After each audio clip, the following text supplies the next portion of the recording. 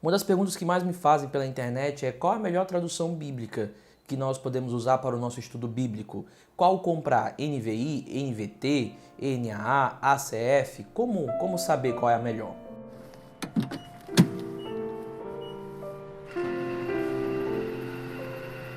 Para responder essa pergunta, eu gostaria de tratar com você algumas coisas importantes para que você resolva de vez essa pergunta na sua mente. Primeiro, nós temos excelentes traduções em português. Existem países por aí, existem lugares que não tem nem tradução bíblica para a sua língua, mas o Brasil tem sido abençoado por Deus com boas traduções. Existem traduções corrompidas? Existem traduções mal feitas? Existem. E geralmente são traduções que elas se propõem a corrigir algum texto que a igreja retirou, ou são traduções de grupos mais relacionados a seitas, que usam ali ou traduzem diferente alguns versículos para poder justificar algo dentro ali da sua seita. Mas as traduções que nós temos dentro daquilo que nós chamamos de ortodoxia do cristianismo histórico são boas traduções. Dito isso, a pergunta fica: por que nós temos mais de uma tradução? Não é porque uma está tentando ser melhor do que a outra. É claro que existem edições e essas edições visam melhorar. Mas o ponto não é uma mera competição.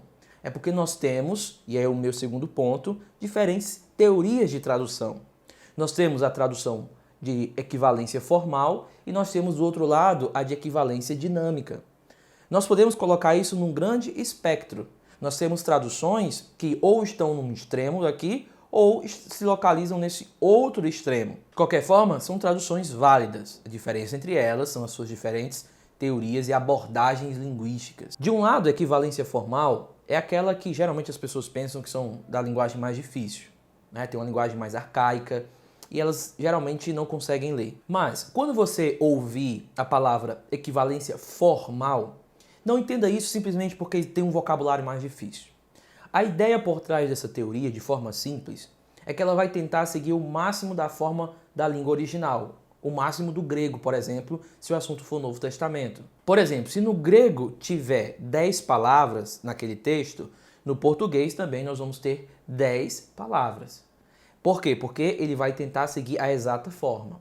Se determinada palavra no grego tiver no infinitivo, por exemplo, no português eles vão tentar colocar isso também no infinitivo. O ponto dessa tradução é que, para eles, o significado mora nas formas. A ênfase está na forma, tijolinho por tijolinho. Cada tijolinho tem que ser equivalente ao máximo possível à língua original. Do outro lado, nós temos a equivalência dinâmica. Ora, se de um lado o foco está na forma, em cada tijolinho, do outro o foco está no todo, no muro como um todo. Por que isso?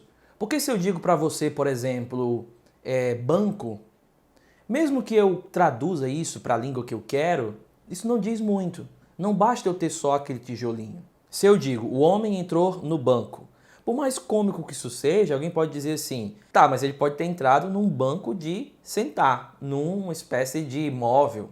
Pode.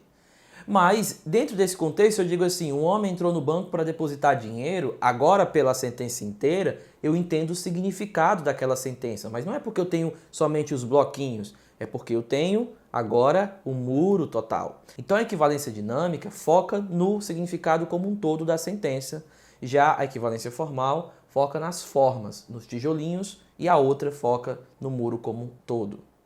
Existem traduções, portanto, que vão estar no extremo, como, por exemplo, a ACF. Do outro lado, nós vamos ter traduções dinâmicas, como NVT. E ao extremo da dinâmica, já entram as paráfrases, como, por exemplo, mais para a Bíblia Viva. Agora, entre esses dois polos, nós temos traduções que vão servir de intermediário. Por exemplo, se aqui eu tenho uma ACF, aqui eu tenho uma ARA, mais para cá. No centro, eu tenho uma NVI. Mais para cá eu posso ter uma NVT ou uma NAA. E aí eu vou para os extremos até chegar nas paráfrases.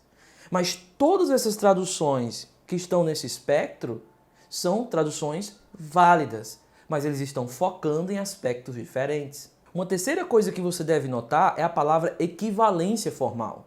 Perceba que nenhuma tradução traduz de forma exata. É um equivalente. Equivalente não é igual, equivalente é equivalente. E aí nós entramos num princípio linguístico de tradução importantíssimo, que é o seguinte: nenhuma tradução consegue captar de forma total, exaustiva, o significado original.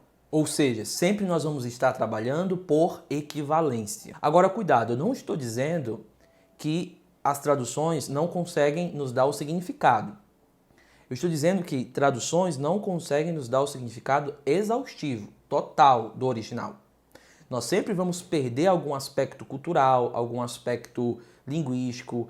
Por quê? Porque não é só uma tradução de palavras, é uma equivalência de cultura, linguística, então nós sempre vamos perder algum aspecto, ainda que tenhamos acesso ao núcleo daquele significado, que é o que importa. E aí nós entramos no princípio que vai nos ajudar a responder a nossa pergunta: que tradução bíblica usar no estudo bíblico, que tradução bíblica usar numa leitura na igreja, assim por diante. Que é o seguinte princípio: se nenhuma tradução consegue captar o significado original de forma total e exaustiva, diferentes traduções captam diferentes aspectos desse significado, ou do significado original.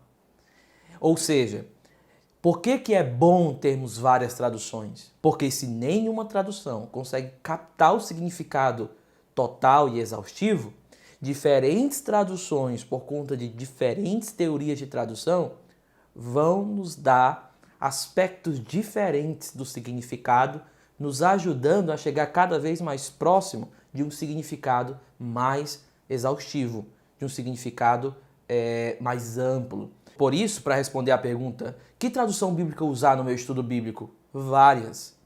Por quê? Porque eu vou ter diferentes aspectos do significado. E aí eu posso usar uma mais formal, eu vou usar uma mais intermediária, eu vou usar uma mais dinâmica, porque cada uma delas estão captando diferentes aspectos desse significado. E não só isso, eu vou captar a força de cada possibilidade, de cada teoria da tradução. Então, por exemplo, nós podemos fazer algumas críticas mais técnicas às traduções. Podemos, como por exemplo, as traduções dinâmicas geralmente vão ter uma dificuldade de nos dar uma conexão lógica das ideias de forma mais apropriada. Ou seja, geralmente, a crítica que nós podemos fazer a algumas edições da NVI, nós temos duas em português só, né? A primeira edição que foi um estudo e a segunda, se me falha a memória, de 2011, que são excelentes, mas por conta da própria teoria da tradução por trás, geralmente, como no caso também da NVT e outras traduções, essa questão da conectividade das ideias, elas vão sofrer um pouco. Por outro lado, a tradução de equivalência formal, ela pode me ajudar a conectar melhor as ideias do autor. Por outro lado, é difícil conectar as ideias se eu não tenho a ideia geral na minha mente. E aí, é isso que a equivalência dinâmica vai dar. Esses diferentes aspectos de significado podem também revelar diferentes possibilidades interpretativas.